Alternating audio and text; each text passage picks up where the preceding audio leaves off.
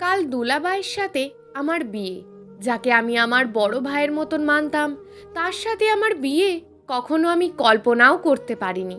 কিন্তু আমার ভাগ্যে হয়তো এটাই ছিল, আমার আপুর দুইটা মেয়ের জন্যই দুলাভাইকে আমায় বিয়ে করতে হয়েছে। এই বিয়েটা সম্পূর্ণ আমার আর দুলাভাইয়ের অমতেই হচ্ছে। আপু আর দুলাভাই প্রেম করে বিয়ে করেছিল, দুজন দুজনকে অনেক ভালোবাসতো। তাদের প্রেম চলাকালে আমি তাদের অনেক সাহায্য করেছি। তাদের বিয়ের ব্যাপারে আমার বাবাকে আমি রাজি করিয়েছি। পরিবারের ছোট মেয়ে ছিলাম, তাই বাবা আমাকে অনেক ভালোবাসতো। আমার কথা বাবা ফেলতে পারেনি। কিন্তু ভাগ্যের কি পরিহাস, যাকে আমার আপন ভাই মানতাম তাকেই আমায় বিয়ে করতে হচ্ছে। আপু আর দোলা ভাইয়ের বিয়ে হয়েছিল প্রায় 5 বছর আগে, কিন্তু এতগুলো বছরেও তাদের বাচ্চা হচ্ছিল না। কারণ ডাক্তার বলেছিল আপুর একটা প্রবলেম আছে, যার কারণে আপুর বাচ্চা হলে বাচ্চা বাঁচলেও আপুকে বাঁচানো যাবে না। এই বাচ্চা না হওয়া নিয়ে আপুর শ্বশুরবাড়িতে অনেক সমস্যার মুখোমুখি হতে হয়েছিল আপুকে। শেষমেশ সৃষ্টিকর্তার ওপরে ভরসা করে আপু কনসিভ করে। আপুর দুটো ফুটফুটে মেয়ে হয়। মেয়ে হওয়ার পর আপু বেঁচে ছিল। যখন শুনলাম আপু বেঁচে আছে, খুব খুশি হয়েছিলাম সবাই। কিন্তু সেই খুশি বেশি দিন স্থায়ী ছিল না। বেবি হওয়ার 2 মাস পরেই আপু মারা যায়। আপু মারা যাওয়ার পর বাচ্চারা আমার সাথেই থাকতো। এদিকে দোলা ভাইয়ের জন্যও মেয়ে দেখা শুরু করে, কিন্তু কোনো মেয়ে বাচ্চা নিয়ে দোলা ভাইকে বিয়ে করতে রাজি হয়নি। আমি বলেছিলাম বাচ্চাগুলোকে আমি বড় করব, কিন্তু দোলা ভাই তাতেও রাজি হয়নি। আমারও একটা ভবিষ্যৎ আছে তাই। এদিকে আমার সাথে সৈকতে 7 বছরের রিলেশন। আমরা দুজন একে অপরকে ছাড়া অচল। সৈকত বলেছিল আপুর বাচ্চাগুলো সহ আমাকে বিয়ে করবে, কিন্তু তার মা বাবা কোনো মতে রাজি হয়নি। আমিও দুটানায় পড়ে গেলাম, একদিকে আমার আপুর বেবিরা আর একদিকে সৈকত। দুলা ভাইয়ের জন্য যখন পাত্রী পাচ্ছিল না, তখন দুলা ভাইয়ের মা বাবা আমার বাড়িতে প্রস্তাব পাঠায়। আপুর বেবিগুলোর জন্য আমি বিয়েটাতে রাজি হয়ে যাই।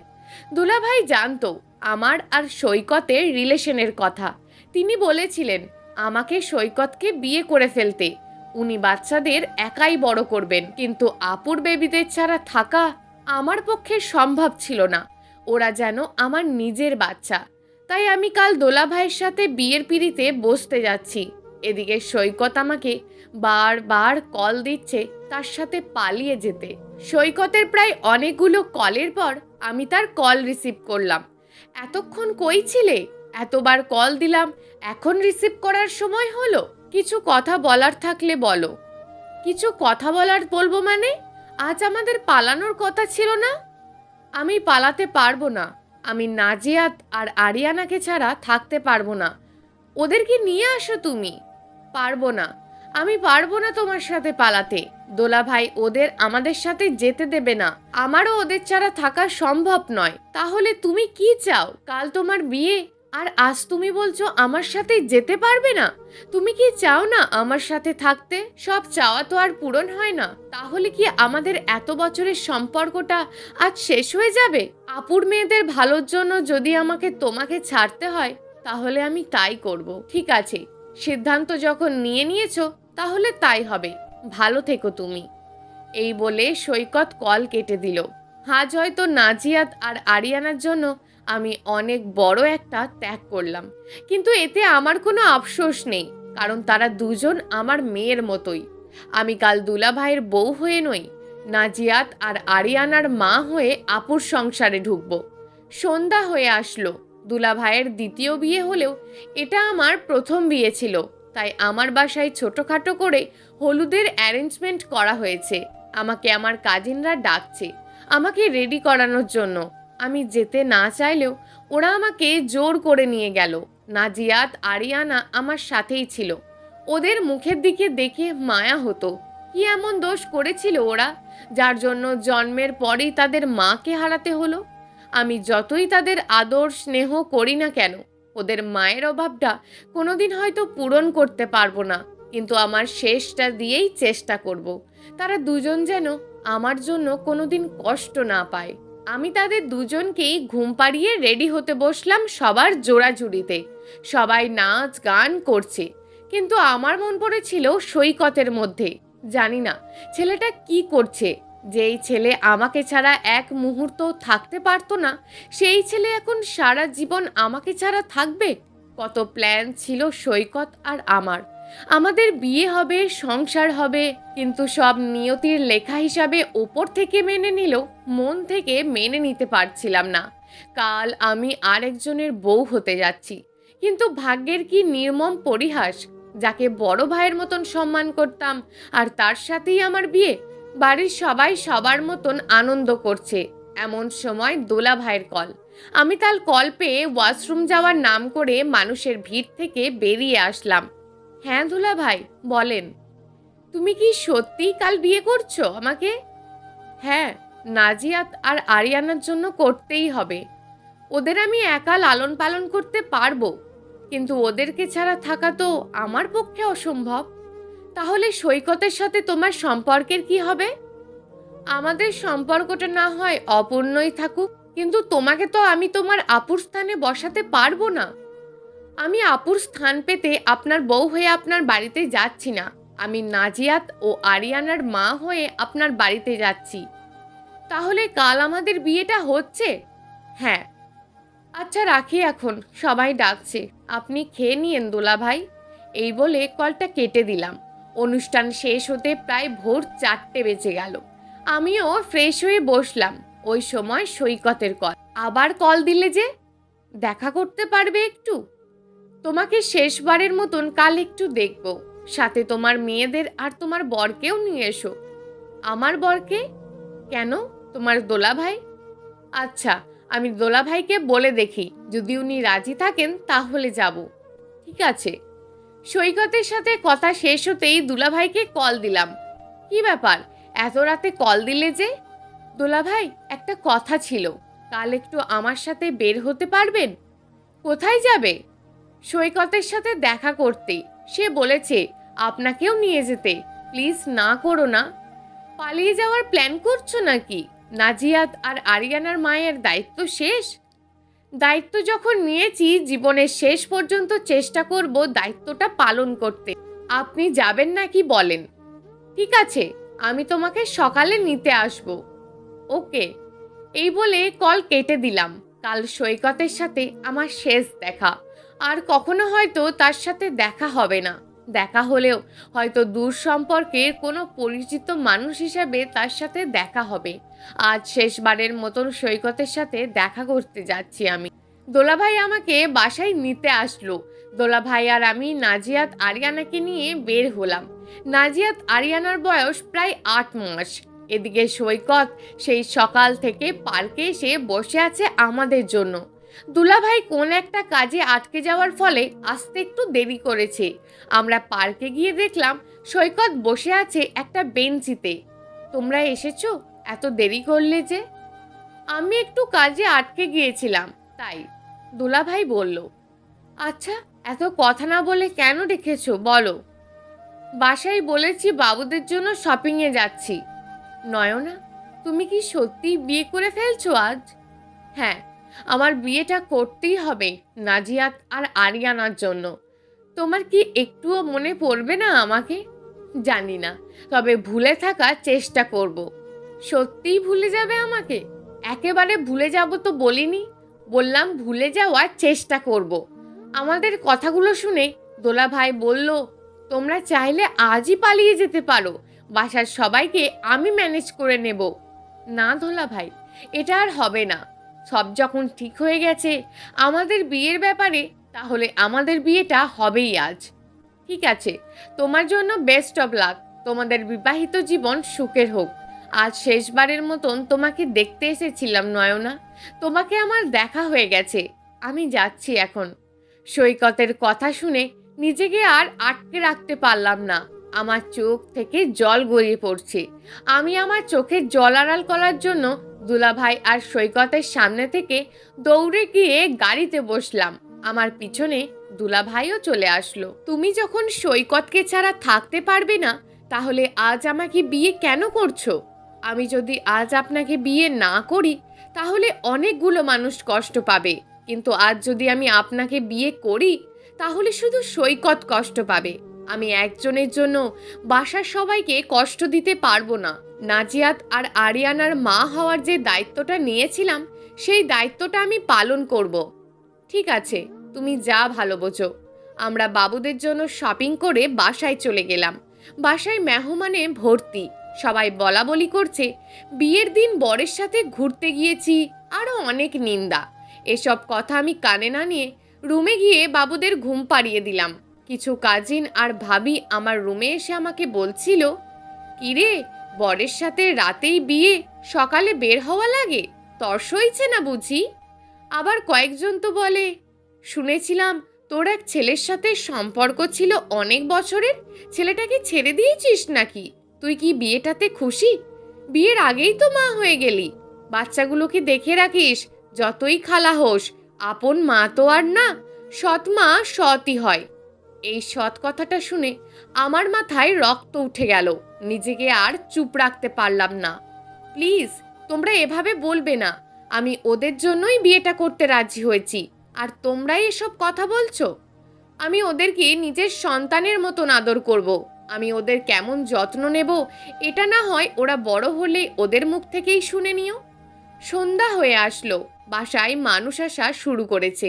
আমি রেডি হয়ে বসলাম। দোলা ভাই আসলো, আমাদের বিয়ে হলো। আমাকে দোলা ভাইদের বাসায় নিয়ে যাওয়া হলো। আমাকে বাসর ঘরে নিয়ে যাওয়া হলো। সবাই বলছিল আজ আমাদের বাসর, তাই বাবুদের তাদের দাদির কাছে রাখতে। আমি বললাম না, ওরা আজ থেকে আমার মেয়ে, আমার সাথেই থাকবে। দোলা ভাই রুমে আসলো। নাজিয়াত আরিয়ানা ঘুমাচ্ছে। দোলা ভাই, আপনি ওই পাশে ঘুমিয়ে পড়ুন। বাবুদেরকে আমি মাঝখানে রাখছি। আজ থেকে আমাকে আর দোলা ভাই ডেকো না, সবাই খারাপ ভাবতে পারে। তুমি বরং আমার নাম ধরেই ডেকো। তুমি ঘুমিয়ে পড়ো, আমি কিছুক্ষণ পর ঘুমাচ্ছি। ঠিক আছে আয়ান, পারলে তাড়াতাড়ি ঘুমিয়ে পড়েন। আজ খুব ধকল গেছে আপনার ওপর। সকালবেলা ঘুম থেকে উঠে আমি নিচে গেলাম। বাসায় কিছু মেহমান ছিল। আমি সবাইকে সালাম করে সবার জন্য নাস্তা রেডি দিলাম। আমার শাশুড়ি বলল আয়ানকে ডেকে আনতে। আমি গিয়ে আয়ানকে ডেকে আনলাম। সবাই নাস্তা খাওয়া শেষ করে গল্প করতে বসলাম। সেইখানে আয়ানদের কিছু আত্মীয় আমাকে বলল বাচ্চাগুলোকে দেখে রাখতে, মা মরা বাচ্চা। আমি তাদের কথা শুনিয়েছিলাম। কিছু মানুষ তো আমাকে নিয়ে আমার শাশুড়িকে কথা শোনাচ্ছিল। খালা হলেও খেয়াল রাখতে, হাজার হলেও তো আমি তাদের সৎ মা। কিছু মানুষ বলছে কিছুদিন পর আমার নিজের বাচ্চা হলে আমি ওদেরকে কম যত্ন নেব। আরও অনেক কথা। সৎ মাকে এত কথা শুনতে হয় আজ বুঝলাম। আমি তাদের কথা কান না দিয়ে নিজের মতন কাজ করতে লাগলাম। দুপুরের খাওয়া শেষ করে রুমে গেলাম। আয়ান আমার পিছু পিছু আসলো। তুমি ওদের কথায় কিছু মনে করো না। না, কিছু মনে করার কি আছে? আচ্ছা, তোমার কি নিজের বাচ্চা হলে তুমি কি সত্যিই বদলে যাবে? আমার তো নিজের দুটো বাচ্চা আছেই, তাহলে আর বাচ্চা কেন? আচ্ছা, সৈকতের আর কোনো খবর পেয়েছিলে? না, ওর সাথে কাল দেখা হয়েছিল, আর কোনো খবর পাইনি। ওর সাথে যোগাযোগ না থাকলেই ভালো হবে, না হলে আমি সংসারে মন দিতে পারবো না। তোমাকে দেখলে আসলেই অবাক লাগে। বোনের মেয়েদের জন্য নিজের এত বড় ত্যাগ করলে। কিসের ত্যাগ? এই 2 মাসুম বাচ্চার মা হতে পেরেছি, এটাই তো আমার কাছে অনেক। আমাদের সংসারের অনেক দিন কেটে গেল। আস্তে আস্তে আয়ানের প্রতি কেমন যেন একটা মায়া জমে গেছে। আয়ানও আমাকে ছাড়া থাকতে পারতো না। আমাদের বিয়ে হয়েছে প্রায় 1 বছর হয়ে গেছে। নাজিয়াত আরিয়ানাও একটু একটু কথা বলতে পারে। এই 1 বছরে তাদেরকে মায়ের অভাব কোনোদিন বুঝতে দিইনি। তারা আমাকে মা বলেই ডাকে। তারা যখন আমাকে মা বলে ডাকে, তখন মনে হয় ওরা যেন আমার নিজের মেয়ে। এই 1 বছরেই কিন্তু আমার সাথে আয়ানের কোনো স্বামী স্ত্রীর মধ্যে যে সম্পর্ক, সেই সম্পর্ক হয়নি। আয়ানও কোনো দিন আমায় তার কাছে চায়নি। কিন্তু আজ হঠাৎ আয়ান অফিস থেকে আসার সময় কিছু চকলেট আর ফুল নিয়ে আসলো। সেগুলো এনে আমার হাতে দিল। এইগুলো আমাকে দিচ্ছেন কেন? তোমার জন্য এনেছি তাই। আমার জন্য? হ্যাঁ। আচ্ছা, খেতে দাও, তোমার সাথে কিছু কথা আছে। হ্যাঁ, বলেন কি কথা? আচ্ছা, আগে খেতে দাও, খুব খিদে পেয়েছে। আমি আয়ানকে খেতে দিলাম। হঠাৎ মায়ের কল আমার মোবাইলে। হ্যাঁ মা, বলো, এত রাতে কল করলে যে? তোরা তাড়াতাড়ি বাড়ি আয়, তোদের বাবা খুব অসুস্থ হয়ে পড়েছে। আয়ানের খাওয়া শেষে আমি আর আয়ান বাবুদের নিয়ে বাসায় চলে গেলাম। বাবাকে হসপিটালে ভর্তি করানো হলো। আমি ততদিন বাবার বাসাতেই ছিলাম। প্রায় 15 দিন পর বাবাকে বাসায় নিয়ে আসলো। এদিকে আয়ান বারবার কল দিচ্ছে বাসায় যাওয়ার জন্য। আমি আরও কিছুক্ষণ থাকবো বলে আয়ানকে রাজি করালাম। আয়ান মাঝে মধ্যে আমাদেরকে দেখতে আসতো। আজ আয়ান এসেছে বাবাকে দেখতে। আচ্ছা, আপনি যে ওই দিন বলেছিলেন আমাকে কি কথা বলবেন, ওই দিন তো বাবার অসুস্থতার জন্য বলতে পারেননি, আজ বলুন। বাসায় আসো, তারপর না হয় বলবো। আমি ভাবতে লাগলাম আয়ান আমাকে কি এমন কথা বলতে চায় যা এখানে বলা যাবে না। আমি ভাবলাম নাজিয়াত ও আরিয়ানাকে নিয়ে হয়তো কিছু বলবে। কয়েকদিন পর আমি বাসায় চলে আসলাম। বাসায় এসে দেখি আমার রুমটা সুন্দর করে ফুল দিয়ে সাজানো। আমি দেখে খুব অবাক হলাম। আমার সাথে আয়ানও ছিল। কি ব্যাপার, রুমটা এত সুন্দর করে সাজিয়েছে কে? কেন, আমি সাজিয়েছি, তোমার স্বামী? হঠাৎ আয়ানের মুখে স্বামী কথাটা শুনে খুব অবাক হলাম। কোনোদিন আয়ান আমাকে এভাবে বলেনি। স্বামী? হ্যাঁ, স্বামী, তোমার স্বামী। আর তুমি আমার বউ। আপনার কথাগুলোর মানে বুঝলাম না। আমি এখানে নাজিয়াত আর আরিয়ানার মা হয়ে এসেছি, আপনার বউ হয়ে তো না। আজ তোমাকে আমার কিছু মনের কথা বলতে চাই। হ্যাঁ, বলেন। তুমি আমার এই মেয়েগুলোর জন্য নিজের ভালোবাসায় বিসর্জন দিয়ে আমার সংসারে এসেছো। হ্যাঁ, আমি জানি আমাদের মধ্যে এখনো কোনো স্বামী স্ত্রীর সম্পর্ক হয়নি। আমি যদি তোমার কাছে স্বামী হিসাবে আমার অধিকারটা চাই, তাহলে কি তুমি আমায় ফিরিয়ে দেবে? আমি আয়ানের মুখে এসব কথা শুনে খুব অবাক হচ্ছিলাম। আমার মুখ থেকে কোনো শব্দ বের হচ্ছে না। আয়ান আবার বলতে শুরু করলো। কি হলো, চুপ করে আছো যে? তুমি আমাকে অধিকারটা দেবে না? প্রায় 1 বছর আমরা সংসার করছি। এই 1 বছর তোমার ওপর কেমন যেন একটা মায়া জমে গেছে। জানি তোমারও আমার জন্য মায়া জমে গেছে। তোমার আপুকে আমি অনেক ভালোবাসতাম। ভালোবাসার মানুষকে হারানোর কষ্টটা কি আমি জানি। তুমি আমার মেয়েদের জন্য তোমার ভালোবাসার মানুষটাকে ছেড়ে এসেছো। তোমার কষ্টটা আমি কিছুটা হলেও অনুভব করতে পারছি। জানি আমার কথাগুলো শুনে খুব অবাক হচ্ছ, কিন্তু তোমাকে একটা কথা বলতে চাই। তোমাকে আমি ভালোবেসে ফেলেছি। আমি তোমার স্বামী হিসাবে তোমাকে ভালোবাসি। তুমি কি সারা জীবন আমার পাশে থাকবে আমাকে ভালোবেসে? আয়ানের মুখে কথাগুলো শুনে নিজেকে আটকাতে পারলাম না। আয়ানকে আমি জড়িয়ে ধরে বললাম, হ্যাঁ, আমি পারবো সারা জীবন আপনার পাশে থাকতে। আজ থেকে হয়তো আমাদের ভালোবাসার এক নতুন পর্ব শুরু হলো। কয়েক মাস পরেই আমি জানতে পারলাম আমি মা হতে যাচ্ছি। সবাই খুব খুশি। আমি 3য় সন্তানের মা হতে যাচ্ছি। আগেই আমার 2টো সন্তান আছে, নাজিয়াত ও আরিয়ানা। হঠাৎ করে একদিন আমার ফেসবুকে ঢুকে দেখলাম একটা আইডিতে ফ্রেন্ড রিকোয়েস্ট এসছে। নামটা খুব পরিচিত। সে ছিল সৈকত। আমি রিকোয়েস্টটা অ্যাকসেপ্ট করলাম। সাথে সাথেই সৈকত আমাকে মেসেজ দিল, কেমন আছো নয়না? হঠাৎ মেসেজ দিলে যে আজ? কথা ছিল তোমার সাথে কিছু। হ্যাঁ, বলো। আগামী শুক্রবার আমার বিয়ে। জানি খুব অবাক হচ্ছ। তুমি চলে যাওয়ার পর আমার ডিপ্রেশনের সময় আমাকে একজন নিজের মতন করে গুছিয়ে নিয়েছিল। আমি চেয়েছিলাম তার মায়ায় না জড়াতে, কিন্তু তার ভালোবাসা, তার যত্নগুলো আমাকে তার প্রতি দুর্বল করে দিয়েছে। আমি তাকে আমার আর তোমার সম্পর্কের কথাগুলো বলেছিলাম। সে সব জেনে আমাকে ভালোবেসেছিল। আমাদের বিয়েতে চলে এসো কিন্তু। যাক, এতদিন তোমাকে নিয়ে চিন্তায় ছিলাম। তুমি ওই মেয়েকে বিয়ে করে সুখী হও। শুধু সুখী হতে বললে তো হবে না, তোমাকে আমার সুখের দিনে উপস্থিত থাকতে হবে।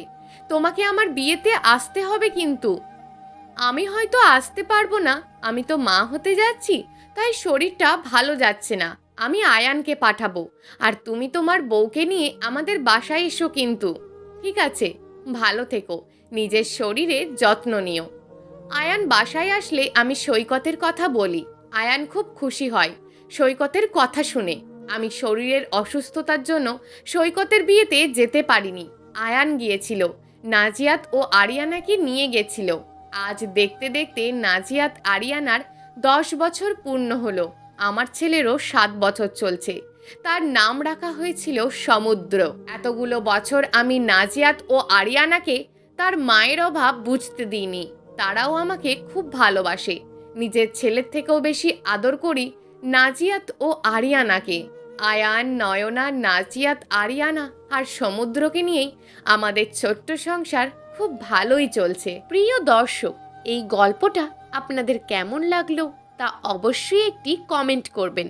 আর যদি গল্পটা আপনাদের ভালো লেগে থাকে তাহলে ভিডিওটিতে একটি লাইক করে দেবেন এবং এই ধরনের ভিন্ন স্বাদের গল্প শোনার জন্য চ্যানেলটিকে অবশ্যই সাবস্ক্রাইব করে আমাদের সঙ্গে যুক্ত থাকুন।